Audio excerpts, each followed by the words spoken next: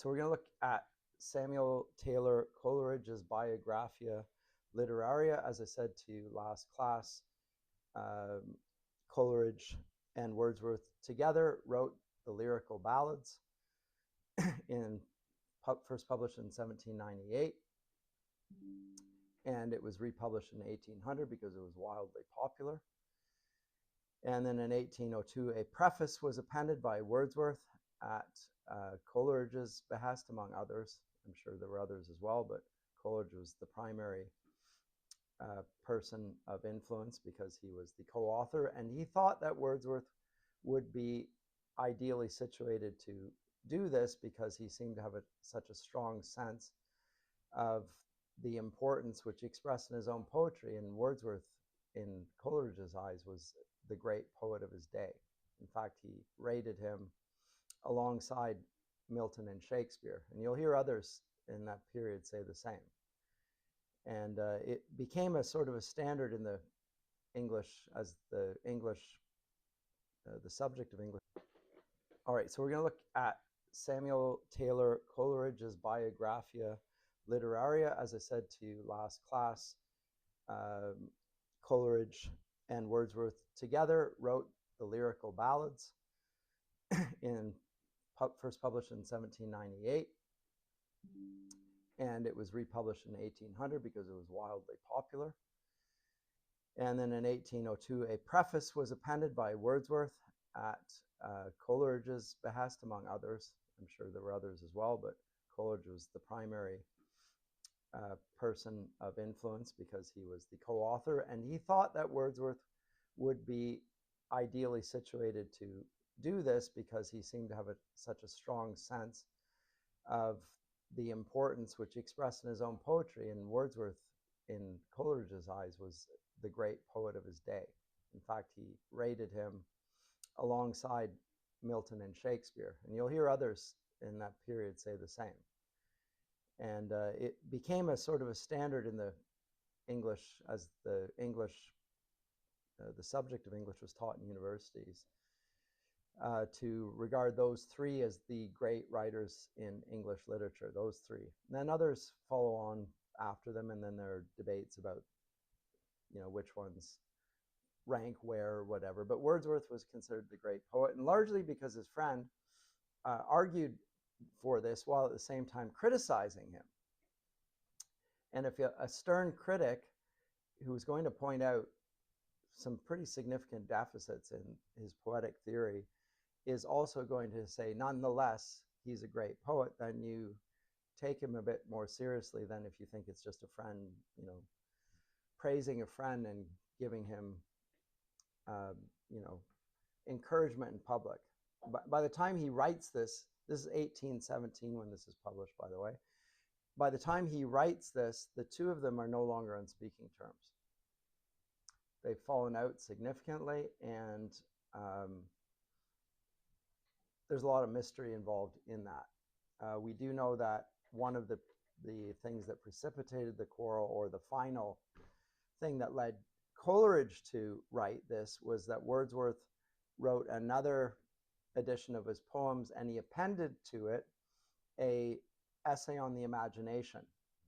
And Wordsworth knew that Coleridge disagreed with him on the topic of the imagination, and Coleridge thought that others would assume that Wordsworth's view of the imagination and his were the same, and he felt like he had to write his own defense. And so at the heart of the Biographia Literaria is a definition of the imagination, which I'm going to come to because it's significant, and it gets taken, and it is taken by the critical tradition as the foremost and best expression of Romanticism.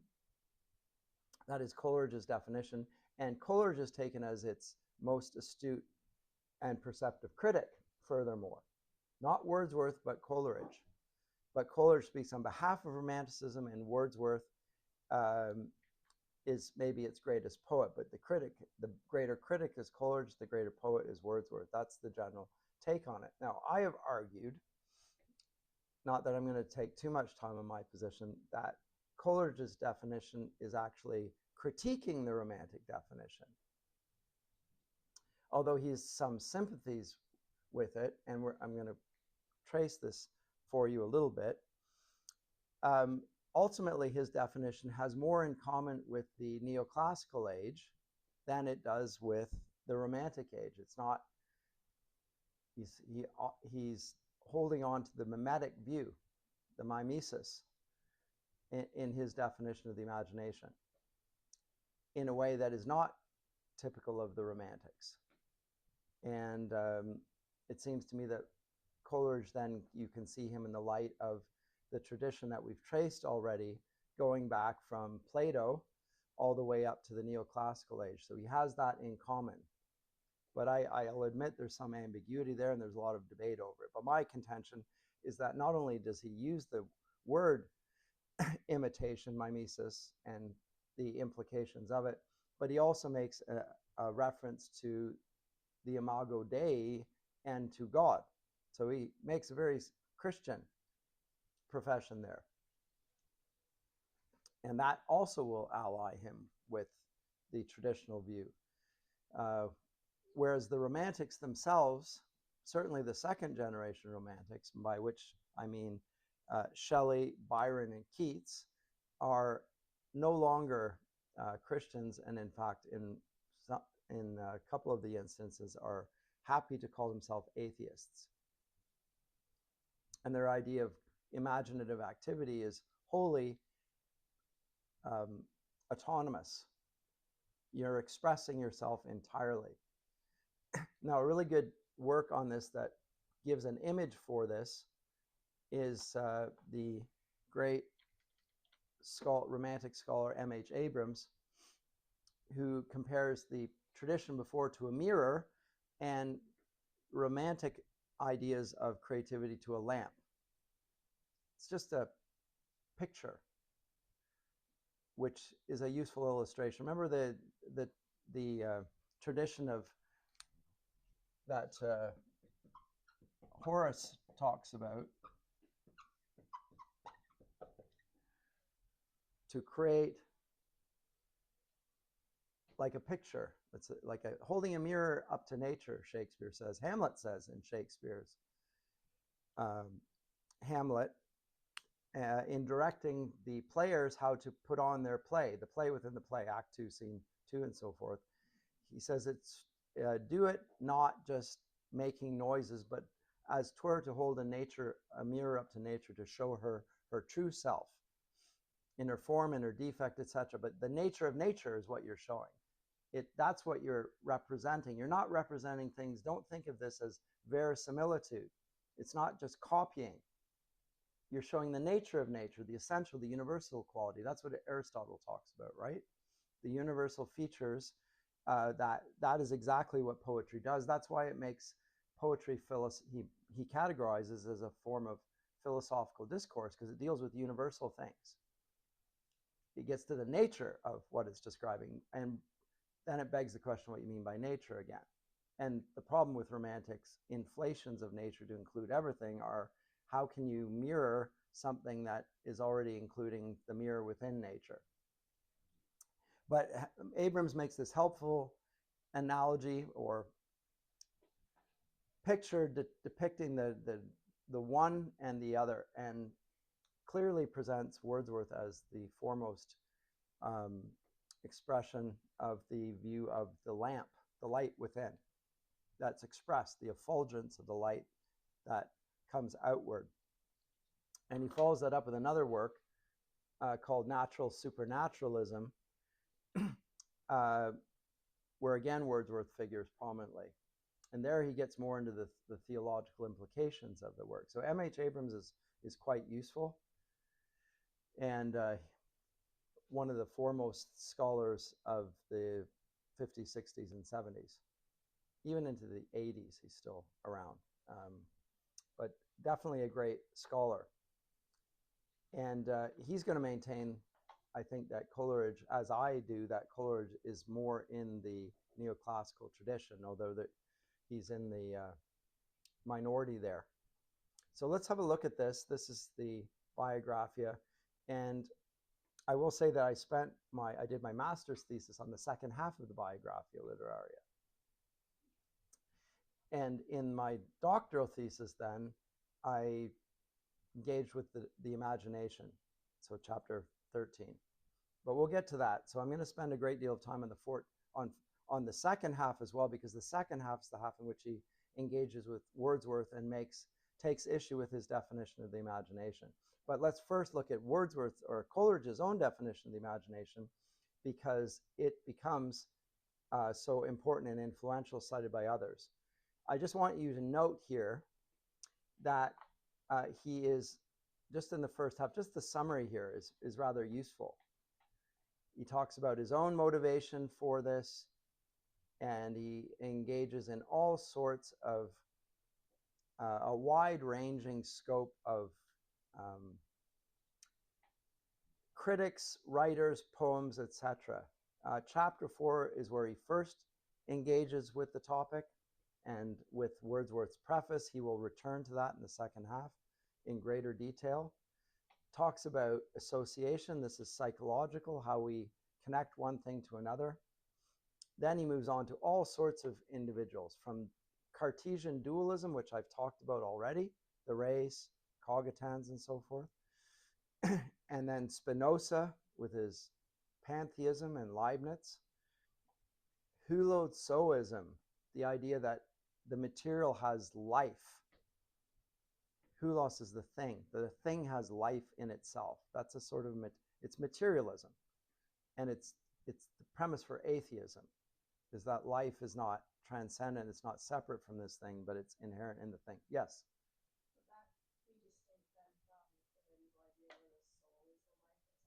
Yes. Yeah. Yeah, because the soul will last beyond the bodily death. So there's something about the soul that cannot be reduced to the body, because the body dies. The body goes into the grave and the body's gone. So if you're just your body, then when the body goes, well, then what is there left of you to raise? Nonetheless, the Christian theory is that there is a bodily resurrection as well, but the bodies that we have, unlike Jesus' body, do go into the grave. So in what sense is the self that is raised of us connected to that body, which Jesus shows is so important by being crucified in the body, buried in the body, raised bodily, and ascends bodily? And he said that we'll be like him. So in what sense? Well, then we have some sort of spiritual bodies, the sort that Jesus uses to pass through walls in his resurrected form and so forth. So that lots of speculation on that, but it is clearly a body. It's just a bit different than the original body, but still it's bodied. It's not spiritually as in totally abstract, the Gnostic view that there's spirit and then there's body, and the body's a prison house for the soul. That's not a Christian view. So it's complicated to try and articulate it, because it's hard for us to think of ourselves as not having bodies. And that's because our bodily selves are a part of ourselves, inseparable. But on the other hand, we can think about ourselves, and we can think in abstraction, and we can think in terms of numbers, and we can use words, and we understand ideas behind words. So that's a capacity that transcends biological things. It's not just what we would call epiphenomenology. I think that I'm thinking.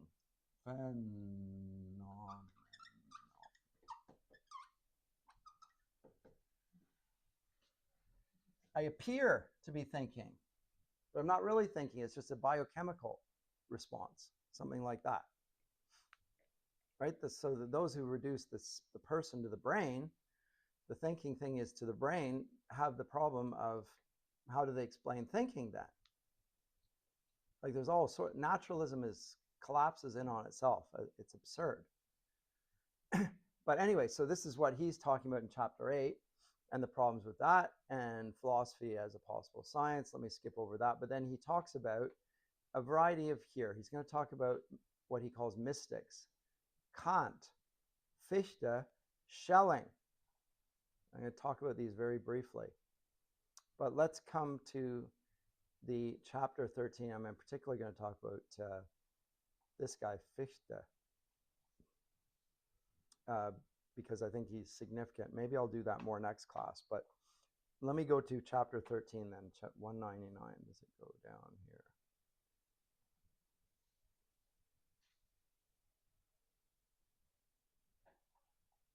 Quotes Paradise Lost, and this is really interesting. So the beginning of the chapter is actually talking about this quote from Paradise Lost, and it is a quote that talks about the great chain of being, proportion. And the relation of the animal to the intellectual and so forth. But note, he talks about substance and perfections and proportion. This is, as I say, quoting Paradise Lost. Then he will go on to quote Leibniz in Latin and Senesi in Greek, and then Descartes speaking as a naturalist, and then the sage of Königsberg. I'm just saying this because this is typically Coleridge, and he starts throwing all of the thinkers together, and it just keeps spiraling. And you think, when is he going to get to the point? And he ends up, and it's almost humorous. I think it's intended to be humorous. He says he's interrupted by a mailman who interrupts him. And I don't think he is. I just think he realizes that if somebody doesn't stop him and say, well, you get to the point, it doesn't happen. He's just going to keep droning on and thinking of other connections. That's how his mind works. He sees connections, he presents them, but it's very hard to follow the meandering path that he's on here. So then he talks about the sage of Königsberg. That's Kant. And he says that, and he talks about Berkeley and Wolff, David and Saul, and then finally, he says that he gets a letter from a friend. You asked my opinion concerning your chapter on the imagination, most of the impressions on myself. And then he goes on with that. And this is from a friend, and then he goes on and on and on. It's just like, what? Okay. As for the public, I do not hesitate a moment in advising you and urging you to withdraw the chapter from the present work and to reserve it for your announced treatises on the logos, or communicative intellect in man and deity. So once again, he's clearly wanting to engage as a Christian. And my contention, by the way, is that Coleridge, when he writes the Lyrical Ballads, is not yet a Christian. He's actually a Unitarian. He was brought up a Unitarian. He thinks as a Unitarian. He collapses the spiritual, the natural, or the supernatural with the natural world. They're basically one. He's a Unitarian. By this point, however, he has become a Trinitarian, and he's thinking of the implications of through. And he's not happy with the Unitarian approach that characterizes earlier work, and he's worried about charges of heresy. And I can prove that in later works as well. It's even more explicit. So there's a difference between the early man and this man. And it's not clear that Wordsworth can see the boundaries. But this, again, he's getting all these letters. And he's talking about his desire, though, to include this. And then in consequence of this very judicious letter, he doesn't say who it's from, whatever. Maybe it's not from anyone. It might just be from himself. Letting other people know that he wants to go down this path now, but I'll save that for another thing. So now let me get to it. And in consequence of this very judicious letter, which produced complete conviction in my mind, I shall content myself for the present with stating the main result of the chapter, which I've reserved for that future publication, a detailed prospectus of which the reader will find at the close of the second volume. So he's going to save that for later. Eventually he does sort of get around to writing it, but he never really does. It's incomplete. Anyway, here's the definition of the imagination that he just then quite succinctly presents at this point. So, which is, the imagination then, I consider as either as primary or secondary. Okay, so two types of imagination. The primary imagination I hold to be the living power and prime agent of all human perception. And as a repetition in the finite mind of the eternal act of creation in the infinite I am. Now, nobody who has read the Bible and isn't biblically illiterate will mistake, and if they did, this will make it clear that he's referring to the God of the Bible. When Moses asks God in Exodus 3, who is it that I shall say sent me? He says, I am that I am. Say that I am sent me. Or I will be what I will be. Depends on, scholars will dispute the translation there. But this idea of I am and becomes central to Thomas's theology, for instance, in the theology of being. The disclosure of God as being, the ground of being, the source of being, the ultimate being. And he's already referred to just a little bit back here that he intended on engaging exactly treatises on the Logos, communicative intellect and man and deity. That's what he's going to do extensively. So it's clear then that the intention here is Christian, and that it's imitative further, because he just said that, right?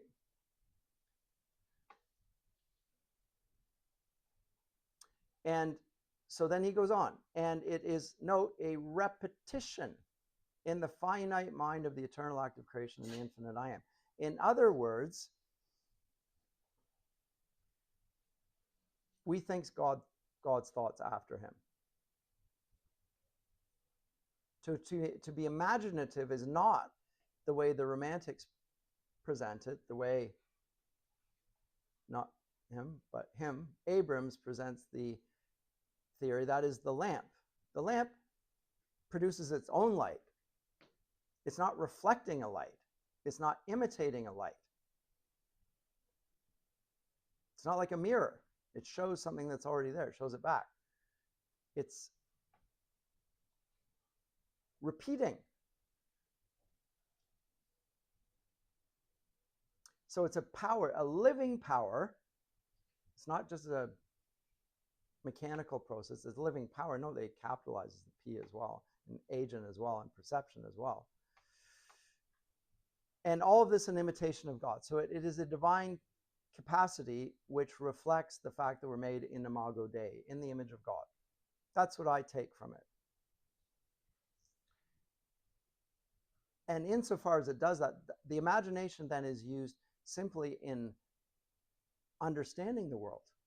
The imagination is used then in the sense that John Locke will do it. It's the faculty that allows us to hold together sense impressions. It's this capacity for understanding even. The imagination is necessary for that. Now that's the primary imagination, and that's the one that grounds the poetic imagination, which is the secondary imagination.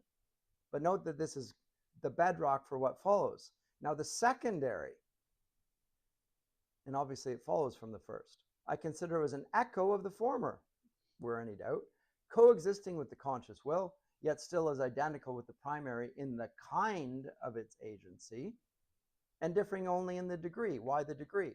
Because we can't think greater creative thoughts than God does. God is the creator. We have the capacity for subcreation. Who uses that word? Well, we know who uses that word. Tolkien. But I think he's expressing the same idea. This is my contention, is that Coleridge is giving us a notion first of God's creative power, our ability to do it. Why are we able to be creators? Because we bear the image of God, and when we think God's thoughts after him, we are already being imaginative. We don't think of it that way, but that's the faculty. And when we echo that, and we do things like, well, what does he say? Dissolve, diffuse, dissipates in order to recreate, or where this process is rendered impossible, yet still at all events it struggles to idealize and unify. It's essentially vital even as all objects, are essentially fixed and dead. That's what subcreation is. It's taking the grand old story that God has revealed, not just in scripture, but in the world around us, and then recreating and playing with what the story of what's already been given to us. I do think it is an early expression of the very same thing, and I have not yet seen the difference between Coleridge's view and Tolkien's view, but this is effectively what he's so here's creation, but it's also our capacity to understand creation, and then sub-creation is rooted in that. So there's a limit to it then, and the limit of imaginative activity is what God has ordained to be good, true, and beautiful. Now, there's a scholar at Cambridge that contends that Coleridge is a Neoplatonist, and he's getting that sort of ideas. I think that's possible here. Douglas Headley is his name. I heard him lecture at Durham, gosh, it was 25 years ago almost, on his recent research on this topic. I think it's possible there's some of that there, but it's not particularly prominent. I just think there's obvious overlap there. I think he's more likely influenced by the scholars that he specifically cites there. Right before him, the German tradition and so forth. And he's trying to reconcile with the German tradition, although he clearly has issues with it. So he says he cannot believe that Kant has the conclusions that he does. Like, how is it possible that he should be so obtuse? He doesn't say that, but it's effectively that. Anyway, but this is the definition of the imagination that he gives. And the imagination then is not a romantic view of the imagination. I think it's a Christian view, like, as I say, Tolkien's is. But he is taken by the critical tradition to be expressing the view of the lamp. So that leads us into a real conundrum. If the foremost, foundational, most astute critic of the whole Romantic period, and the one that's used to ground modernity, if you will, is in fact an anti-romantic in his theory of literature, then the tradition has problems. Now, I actually wrote an article about this and submitted it to a journal, the foremost journal of the day. I'm not going to mention it. And I said that the reason why that people, it seemed to me, the reason why nobody could see this, even though he plainly presents it, is because they refused to take his Christianity seriously. They just refused, flat refused. He was a Kantian. He's a Fichtean idealist. He's some sort of Germanic. He's influenced with a higher criticism and so forth. And I said, but he's disagreeing with them all. He's reading them, but he's showing that he doesn't agree with this. And then he cites this and he presents himself in sync with that. And this is just, you refuse to take his own words seriously. And the editor sent me back my article and said that it was novel research. It was actually well argued, whatever, but they didn't want some people like me publishing their journal. And I was just finished my PhD, and I was like, okay. I didn't know exactly what it was like out there. All right. And I said, oh, how about if I remove the line that you find offensive? No, and that's when he said, no, we don't want something from someone like you. It's like, whoa, somebody like me, if we've never met. I stopped sending articles into journals after that. So the journals then, they police what's going to be in the content. I thought, I can write monographs, but I can't really submit to journals and expect to be heard unless I'm going to be putting it in a Christian. And maybe I should have sent it then to a Christian journal, but I didn't even know much about that at the time. Anyway, never mind my own Biographia Literaria there. But that definition of the imagination then, I'm trying to make a case here that this is my conviction on it. Friend of mine, David Jasper, who was at the University of Glasgow at the time, thought that I was making Coleridge too orthodox, that he was more fitting with the liberal tradition, etc. I think there's a good, hearty ground for disagreement there between the two of us. We didn't, but he's a good scholar in the period as well, and he sees him rather differently and situates him in the liberal Anglican movement at that point. Fair enough. Let's leave that aside. So that's the end of the first volume, and that's the pivot point.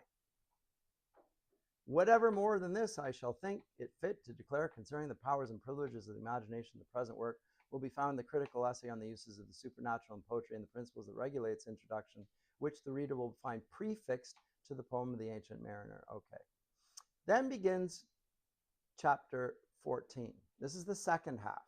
He writes it later, and it's different. And he goes back to the Lyrical Ballads, which he had already mentioned, chapter 4, and the occasion for it. And now he gives it a little different take on the preface than Wordsworth had given to us. We just looked at that last class. And I'll spend a little bit of time to read this here. During the first year that Wordsworth and I were neighbors, our conversations frequently on the two cardinal points of poetry, the power of exciting the sympathy of the reader by a faithful adherence to the truth of nature, and the power of giving the interest of novelty by the modifying colors of the imagination. Sympathy of the reader, I take, and adherence to the truth of nature, I take as mimesis. And this is, the novelty is the delight. So this is the teaching part and the delight. This is me reading into it. Faithful adherence to the truth of nature. But it depends what you mean by nature.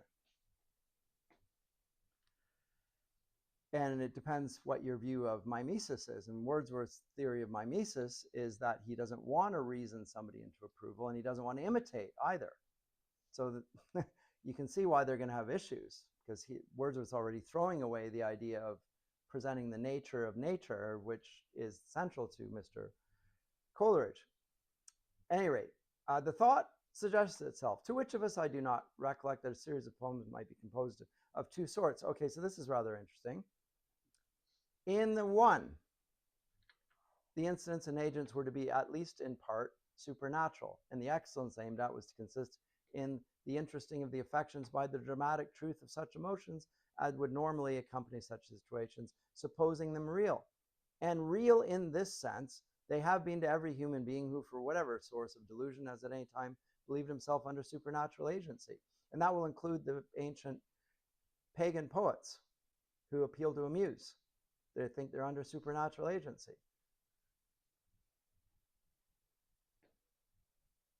There's a reason why they appeal to the muse. They think that there's something divine in the whole act. There's an inspiration. Those are the type that Coleridge is going to write, by the way. Rime of the Ancient Mariner, Christabel, and so forth, clear supernatural characters, what we will eventually call the genre of horror emerges in this. For the second class, subjects were to be chosen from ordinary life. Characters and incidents will be such as will be found in every village in its vicinity, where there is a meditative feeling in mind to seek after them or notice them when they present themselves. And this ushered in the Lyrical Ballads. Wordsworth was to propose the charm of novelty through the everyday and excite a feeling analogous to the supernatural when just presenting children playing in the wild. But there's something supernatural. Is he good at this? Oh boy, is he good at it. And he writes, on the other hand, The Ancient Mariner, The Dark Lady, and Christabel. Wordsworth writes far more. And in this, the Lyrical Ballads were published and were presented by him as an experiment. To the second edition, he added a preface of considerable length, in which, notwithstanding some passages of apparently a contrary import, he was understood to contend for the extension of this kind of poetry to all kinds, and to reject as vicious and indefensible all phrases and forms of style that were not included in what he, unfortunately, I think, adopting an equivocal expression, called the language of real life. Yes, this is the first. This is just like he's just getting warmed up. So all good poetry is a spontaneous overflow of powerful feeling, and anything that isn't that isn't poetry at all. Wordsworth's going to say, is that true? And the answer is flatly, no, it is not remotely true. It might be true of his poetry, but it's certainly not all good poetry. And the spontaneous expression, and the powerful feeling, and the language of real life, and the language of the commoners, he's just gonna keep beating him down eventually. And from this present prefix to the poems in which it was impossible to deny the presence of original genius, however mistaken its direction might be deemed, arose the whole long continued controversy. And had they been, that is, the poems, been the silly, the childish things which were for a long time described as being and had they just had meanness of language and inanity of thought, they would have, as he say, sunk like a dead weight into the slough of oblivion, and have dragged the preface along with them, but year after year increased the number of Wordsworth's admirers, and they were not found among the lower classes of the reading public, but among young men of strong sensibility and meditative minds. And their admiration was distinguished by intensity, almost a religious fervor. And yes, it was very influential in the Victorian church, which was basically dead at the time, Anglican church. It was, and there was something like a revival of religious sentiment because of Wordsworth's work. Yes. Going back to that first part where you talked about mimesis and delight, Coleridge is still saying, like you said, it depends on how you define nature, but to me it sounds quite similar to what you were talking about Rousseau and Yep. Yep. if they feel like nature doesn't necessarily mean the truth about the world, that it can mean the root of human being. It can. Yes. And then that novelty piece isn't necessarily delight. No, it's not. It can be outright novel. It can be originality. Mm-hmm. Because novelty so good point, novelty in the ancient world is not taken to be a virtue at all. It's not mentioned. And our idea that novelty is good is novel. And the modern novel is based on the novel idea that something that's new is good. The ancient world thought that all good thoughts had already been expressed, and our object was to capture the best of what's been thought rather than expressing something new. So this is more of the experimental. It's more of a scientific idea that you want to produce new things. And you're right then. It can easily be taken that, and maybe it should be taken that way. This is why people will disagree about this endlessly. Yes. Because I want to think he's talking about mimesis and delight and what he's thinking about, but what do you, given everything that we've read, seems to point to it does. So then yeah. That's why people think I'm wrong. How do you, are you going to continue to talk about why you think he's well, no, what I'm going to, no, because he, in the second half, he's not really getting into that, but I'm suggesting just based on the chapter 13 that he's already hinting at a tradition there, and the fact that that God and the individual, and there's a reciprocal relationship there to some degree, although we're subordinate, because the primary, it grounds the secondary imagination. So there is a sort of hierarchy there, even of what you will call imagination. By the way, he moves on to talk about the fancy, which is not related to that, which, and then distinguishes imaginative from fanciful.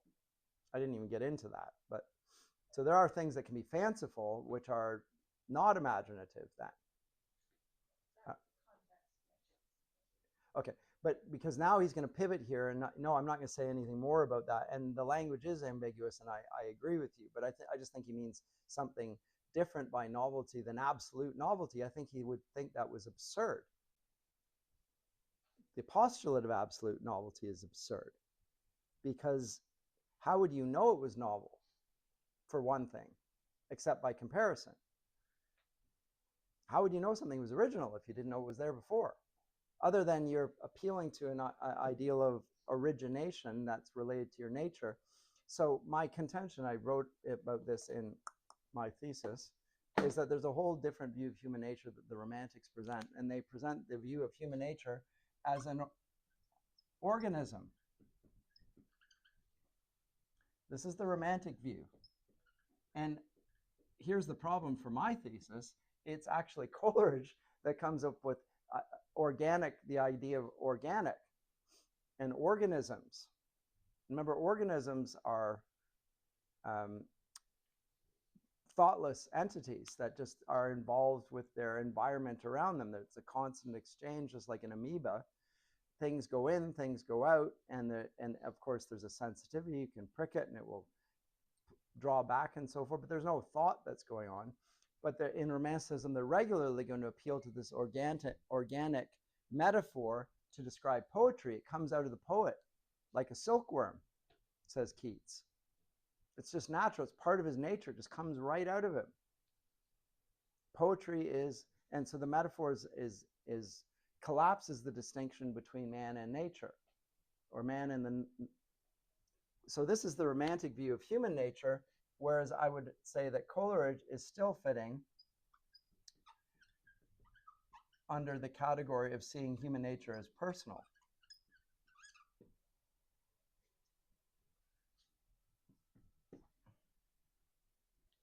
But I have to read into it a bit because he's not as clear as I would like on it.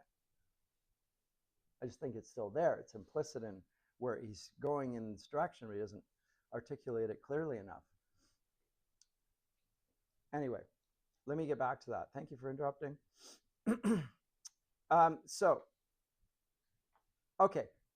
with many parts of this preface in the sense attributed to them, and which the words undoubtedly seem to authorize, I never concurred, but on the contrary, objected to them as erroneous in principle and as contradictory in appearance, at least, both to other parts of the same preface and to the author's own practice and the greater number of the poets themselves.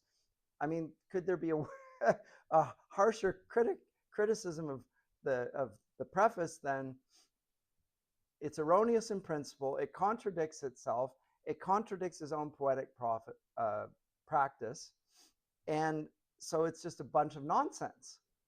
Like right there, it could not, and he said so right at the outset.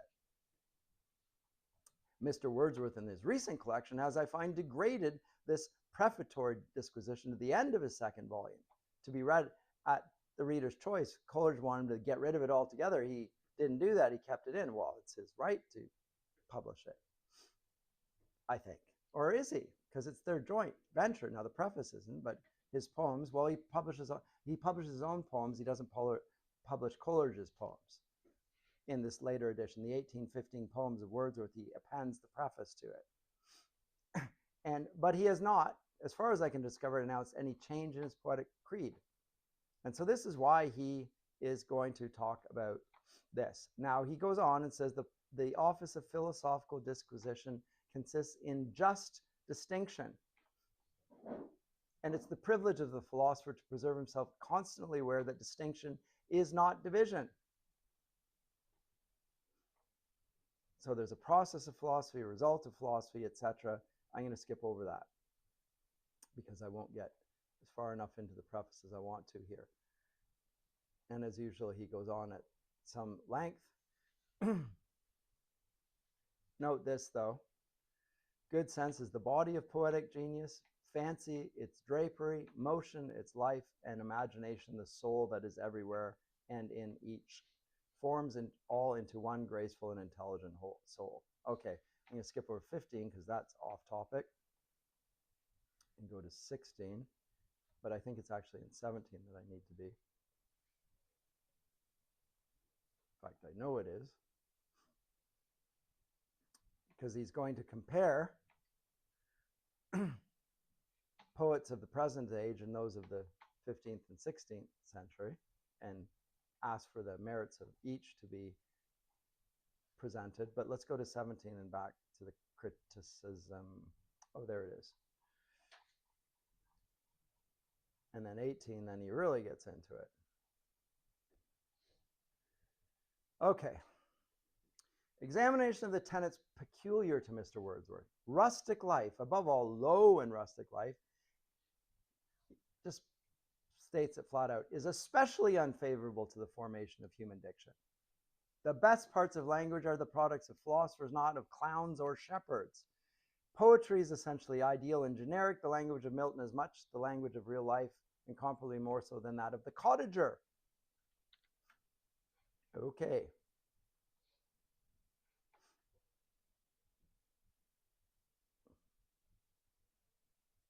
My own differences from certain supposed parts of Mr. Wordsworth's theory ground themselves in the assumption that his words had been rightly interpreted as purporting the proper diction for poetry in general, consistent language taken from the mouths of men in real life. And my objection is, here you go. First, that in any sense, this rule is applicable only to certain classes of poetry. It's not all good poetry. Maybe it applies to some. Secondly, even to these classes, it's not applicable. I enjoy that. Except in such a sense as hath never by anyone, as far as I know or have read, been denied or doubted. And I mean, I really find this amusing. And lastly, that as far as, and in that degree in which it is practicable, yet as a rule it is useless, if not injurious, and therefore either need not or ought not to be practiced. The poet informs his reader that he had generally chosen low and rustic life, but not as low and rustic life, in order to repeat the pleasure of doubtful moral effect, which persons of elevated rank and superior refinements oftentimes derive from a happy imitation of the rude, unpolished manners and discourse of their inferiors. And I'll skip over this, but he gets into representation, imitation there, and imitation as opposed to copying. I'll skip over that. Why did he choose it? Quote, all the way to there. Because in that condition, the essential passion of the hearts find a better soil. They coexist in greater simplicity. They're more forcibly communicated. They're from elementary feelings in conjunction with nature, etc. These are all things he's going to take issue with the whole presentation. Since Wordsworth is the foremost romantic poet, and his critique of Wordsworth is so sharp as to destroy every position that he holds, how can he be considered the great romantic critic then? Looks to me like he's criticizing the very thing. By the way, Shelley and Keats will follow Wordsworth in their poetics. They're not following, although they enjoy it, and Byron in particular and Shelley, they actually enjoy Coleridge's writing, as in his poems, particularly the early poems. They love the Dark Lady and Christabel and Rhyme in the Ancient Mariner. I think it's great, but they don't agree with his criticism. I think he drones on, which he does, but also that he doesn't get to the point and doesn't seem to understand the point. Anyway, what are the two principles? Okay, so here, taken from Low and Rustic Life. Here's his thoughts about living in the Northwest. The thoughts, feelings, language, and manners of the shepherd farmers in the vales of Cumberland and Westmoreland, as far as they are actually adopted in those poems, may be accounted for from causes which will and do produce the same results in every state of life, whether in town or country. And what are those? Independence and education.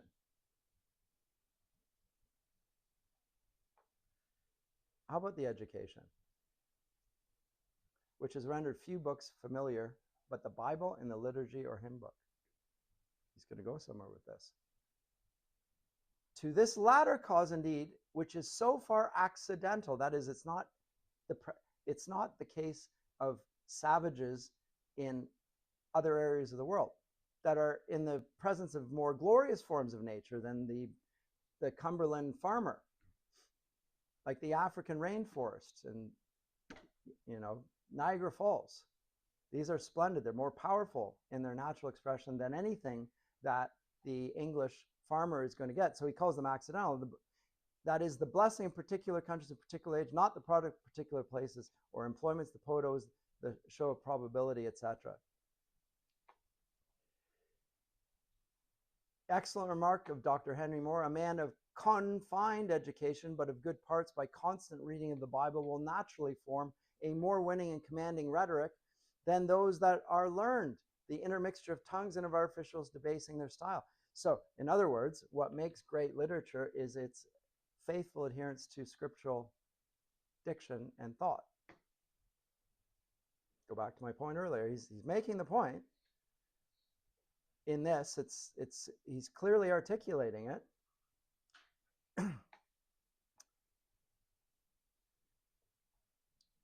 The ints of nature are an insufficient stimulant. They're not sufficient. The mind contracts and hardens for want of stimulants, actually, if you're just in the presence of nature on its own. If my own experience have not been particularly unfortunate, as well as that of the many respectable country clergymen with whom I have conversed on the subject, the result would engender more than skepticism concerning the desirable influence of low and rustic life in and for itself. Whatever may be concluded on the other side from the stronger local attachments and the enterprising spirit of the Swiss and other mountaineers applies to a particular mode of pastoral life.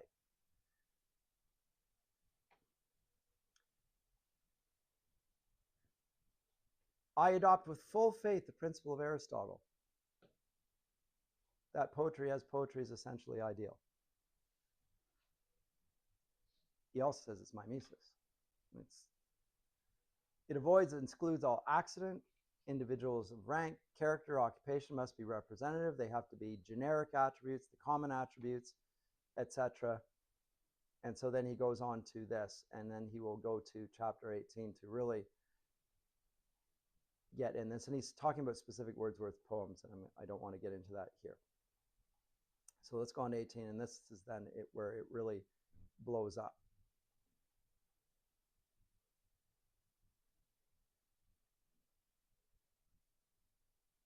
Or maybe it's better right here. When Mr. Wordsworth adds, accordingly to such a language, the language of rustic life, arising out of repeated experience and regular feelings, is a more permanent, far more philosophical language than that which is regularly substituted for it by poets who think that they are conferring honor upon themselves, it may be answered that the language which he has in view can be attributed to rustics with no greater right than the style of Hooker, the Anglican divine, or Bacon, or Tom Brown, to Tom Brown or Sir Roger Lestrange. Doubtless, what is peculiar to each were omitted in each, the results would be the same, and he uses illogic in there. And how about the language of real men? Equivocation on the word real. Every man's language varies. Every language has its individualities. Secondly, the common properties of the class to which he belongs. And thirdly, the phrases of universal use.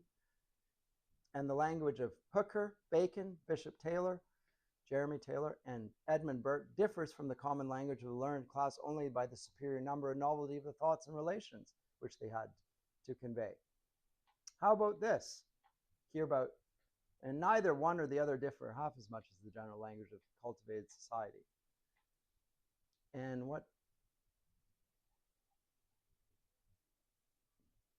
Neither is the will, and Beth, and now we get really into it, isn't it? Let me find it here since I've already plucked it out and written on it.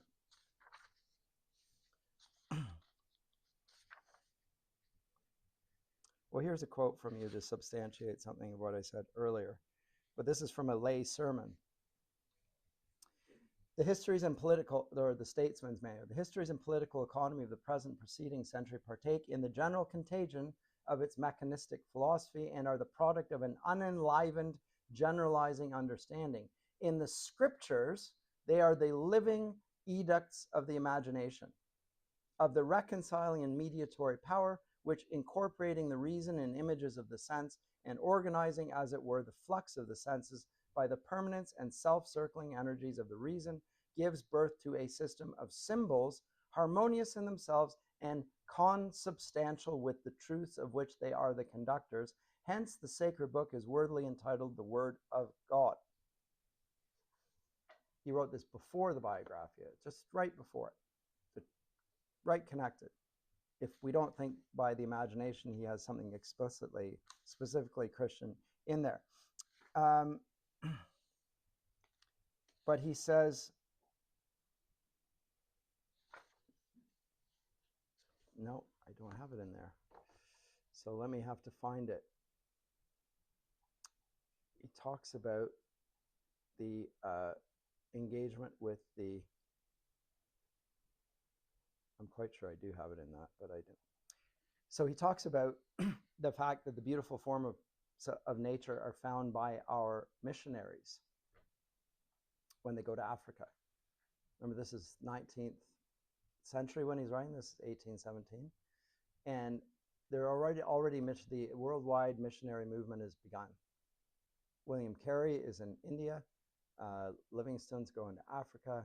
Missionaries are coming back, and he maintains, and I can't find a quote here, unfortunately, that their nature is more sublime, more glorious, more impressive than our own. And yet they lack, and they have the problem of conversing with the natives. What's the problem? They lack the categories of thinking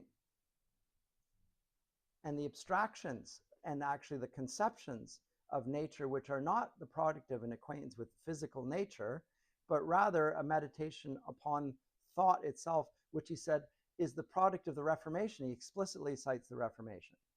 And then it went from the medieval scholastic tradition through the pulpits to the common people. And that changed English thought and consciousness. I wish I could find the passage. Maybe I'll find it for next time. I don't want to push around here and waste my time trying to find it in the passage, but I assure you it's there. And he says that it's the direct consequence. So if English common people now speak with a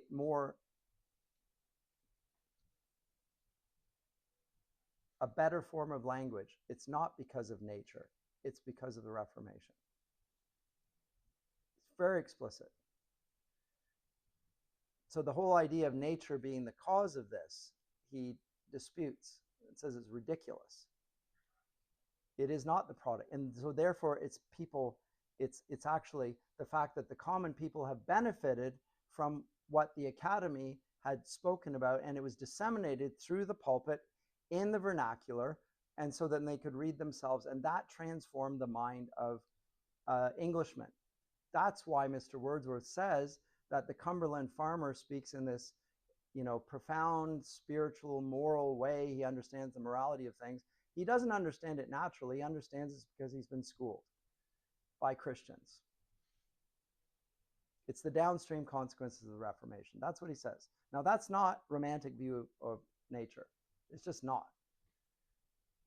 All of those things.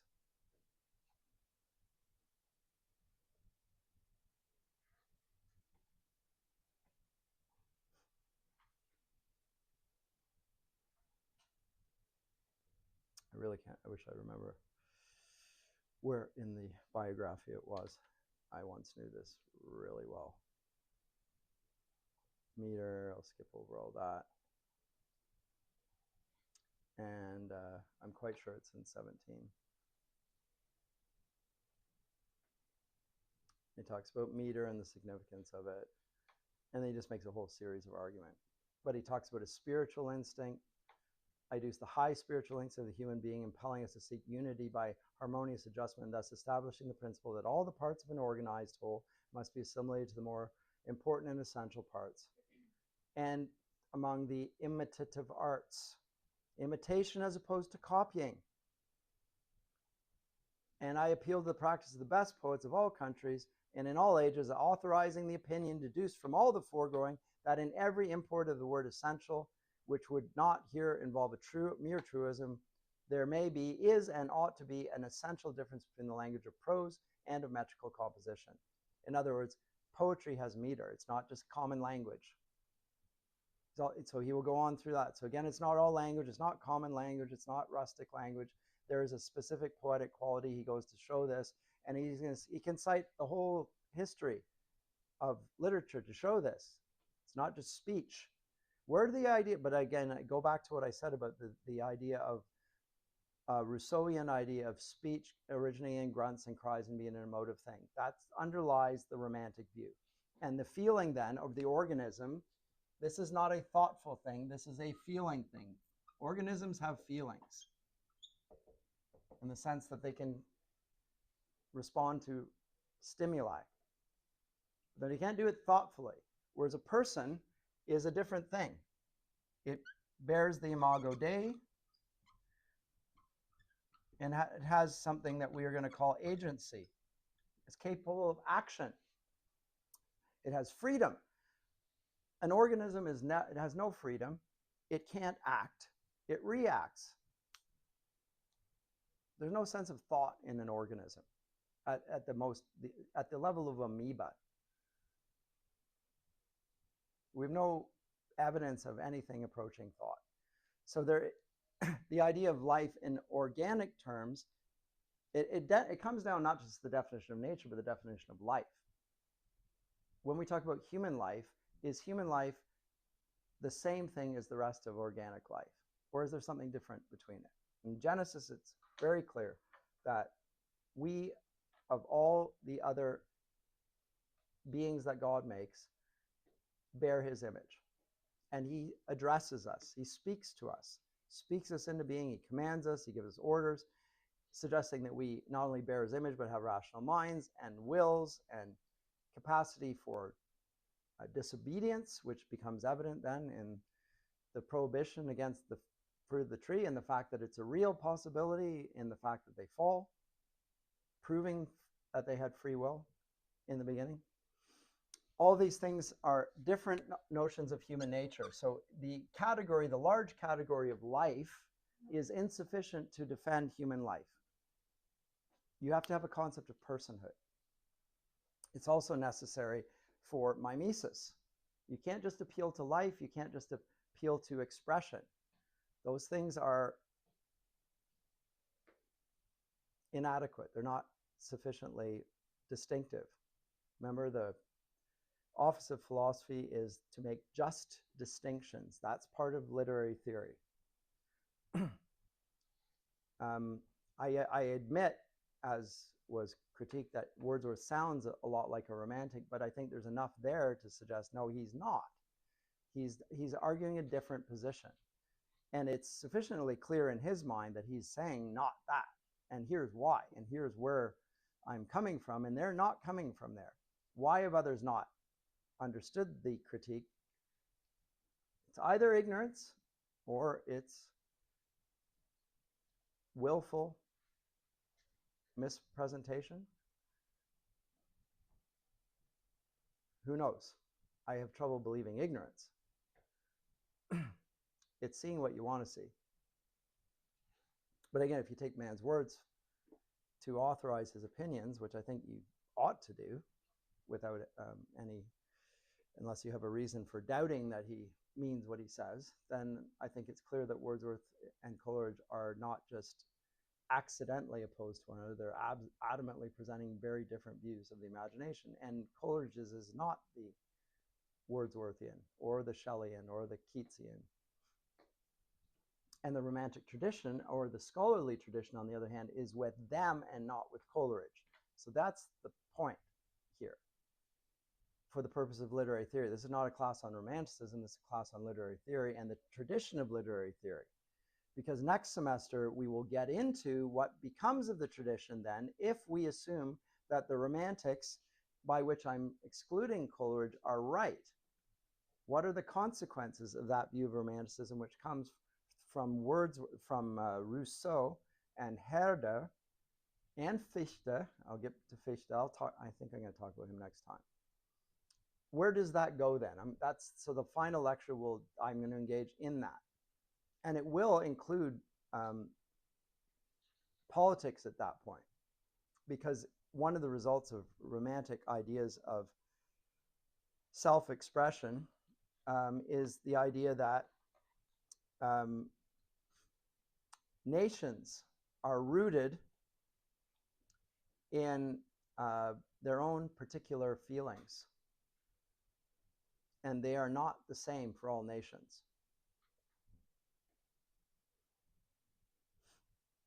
So in the Enlightenment, the world's governed by universal discoverable laws, just like Newton found them. Reason is the means to truth. Human nature is constant, it's fixed, it's knowable.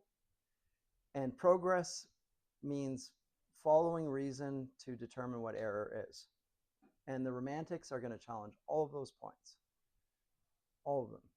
Whereas I think Wordsworth, or rather Coleridge, is in sync with the Enlightenment in its convictions about those four things. The world's governed by laws that are universal and can be discovered, that reason is the means to truth.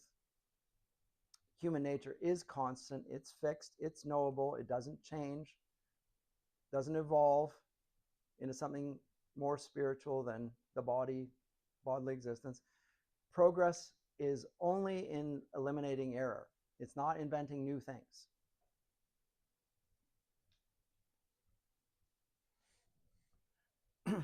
But I think I'll have to take a lengthier passage of time to demonstrate that to you. I've got lots of notes here on this front.